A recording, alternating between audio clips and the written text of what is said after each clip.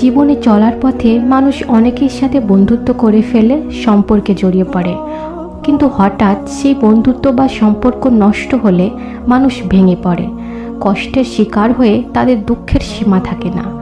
তাছাড়া বিভিন্নভাবে মানুষ কষ্টের সম্মুখীন হতে পারে, আর এই অবস্থায় মানুষ কষ্ট দূর করার রাস্তা খুঁজে।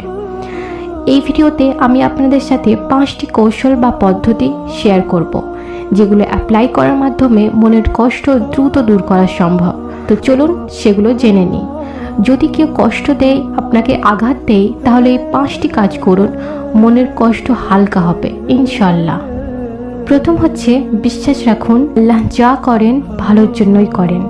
কেউ যদি আপনার মূল্য না বুঝে, আপনাকে চিনতে না পারে, আপনাকে মূল্যায়ন না করে, আপনার সঙ্গে বন্ধুত্ব নষ্ট করে, আপনার সাথে সম্পর্ক ভেঙে সে যদি সুখে থাকতে পারে, তাহলে আপনি কেন তার জন্য কষ্ট পাবেন? কথা মাথায় রাখুন, আল্লাহ যা করেন মঙ্গলের জন্যই করেন। হতে পারে আল্লাহ তাআলা আরও ভালো কাউকে আপনার জন্য রেখেছেন। অনেকে আবার এমন পরিস্থিতি আসলে রাগ সামলাতে না পেরে গালমন্দও করে থাকেন, যা কোনো অবস্থাতেই করা যাবে না। কেননা নবী করিম সাল্লাল্লাহু আলাইহি ওয়াসাল্লাম বলেছেন, মুমিন কটুভাষী, গালিবাজ এবং মন্দভাষী হতে পারে না, লালতকারী হতে পারে না এবং অশ্লীল ও অশালীন কথা বলতে পারে না।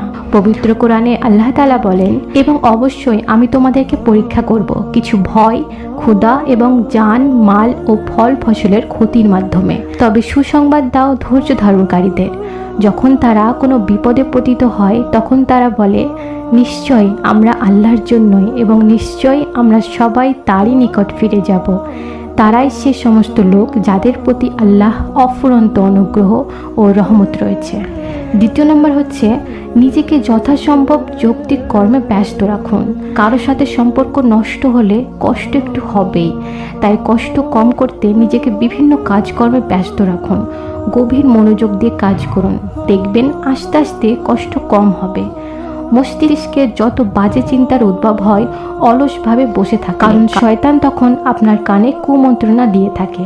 কিন্তু যখন কাজের ভিতর থাকেন, তখন ওরকম কোনো উল্টোপাল্টা চিন্তা আসতে পারে না, কারণ কথায় বলে অলস মস্তিষ্ক শয়তানের কারখানা।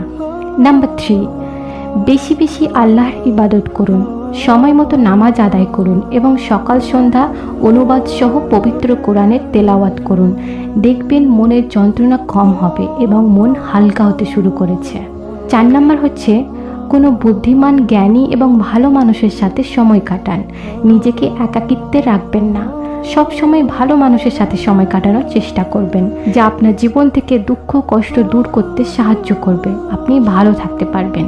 এবং 5 নম্বর হচ্ছে, পিতামাতার কথা ভাবুন। পিতামাতার চেয়ে ভালো বন্ধু আর কেউ হতে পারে না।